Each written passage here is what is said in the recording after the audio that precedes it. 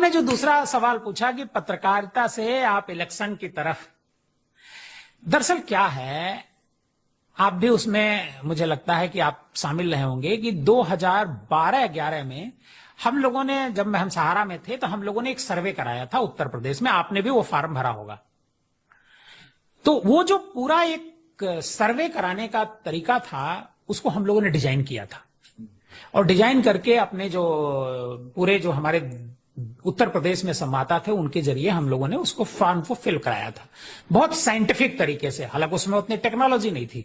जब form fill हो करके आ गया, फिर उसको कंप्यूटर में फीड करवाया गया, सॉफ्टवेयर बनवाया गया, उसका जो रिजल्ट आया वो बड़ा चौंकाने वाला है। हो सकता है आपको पता हो, उसमें आया था, उसमें मायावती मुख्यमंत्री थी, उसमें आया था कि समाजवादी पार्टी 225 सीटें जीत रही है। जी। तो ये जो सर्वे हमने कराया उसी समय से हमारे दिमाग में था कि हमको इलेक्शन का काम करना चाहिए। वैसे भी पत्रकार से ज्यादा इलेक्शन मैनेजमेंट बेहतर कोई कर नहीं सकता, क्योंकि पत्रकार की एक समझ होती है।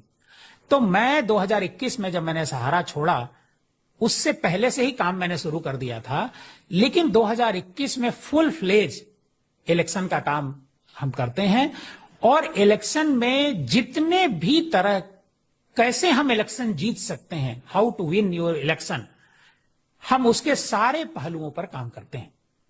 सर्वे से लेकर के सारी चीजें करते हैं। हमने 2021 में तुरंत हमको एक काम मिला ममता बनर्जी के लिए, 22 सीटों का काम था और 22 में 21 सीटें ममता बनर्जी जीती, एक सीट बीजेपी वहां जीती है जहां पर हम काम कर रहे थे। हालांकि प्रशांत किशोर, देश में बड़ा नाम है इलेक्शन का, प्रशांत किशोर जी भी वहां पर काम कर रहे थे। तो इलेक्शन मैनेजमेंट एक बड़ा सब्जेक्ट है और इसका बड़ा व्यापक दायरा है। तो उस सेक्टर में मुझे ऐसा लगता है कि पत्रकारों को इसमें खुल करके आगे आना चाहिए। वैसे पत्रकार पहले से ये काम करते रहे हैं, आपको शायद ये पता नहीं होगा या पता हो। एक आलोक तोमर जी पत्रकार हुआ करते थे, अब नहीं है, बहुत बड़े पत्रकार थे। आलोक तोमर जी अटल बिहारी वाजपेयी जी का भाषण लिखा करते थे। ये भी मैनेजमेंट का एक हिस्सा है जी। तो मैनेजमेंट करना पत्रकार का काम है। हालांकि अब इसमें बहुत सारे प्रोफेशनल आ गए हैं, क्योंकि डेटा एनालिसिस का काम होता है। तो डेटा एनालिसिस तो हम लोग खुद करते हैं, हम उसके बारे में जानते हैं कि कैसे डेटा को एनालाइज किया जा सकता है। 2024 का इलेक्शन था, मैं अकेला व्यक्ति था जो कई टेलीविजन पर मैंने ये बात कही कि बीजेपी यहां 50% सीटें हासिल कर ले तो बड़ी बात होगी 2024 के इलेक्शन में, क्योंकि हमारा ये सर्वे बोल रहा था। और ये बात मैंने कई टेलीविजन पर कही, लेकिन लोग नहीं मानने को तैयार थे। एग्जिट पोल आता है, एग्जिट पोल के दिन मैं 2 चैनल पे बैठा था, भारत समाचार और भारत एक्सप्रेस।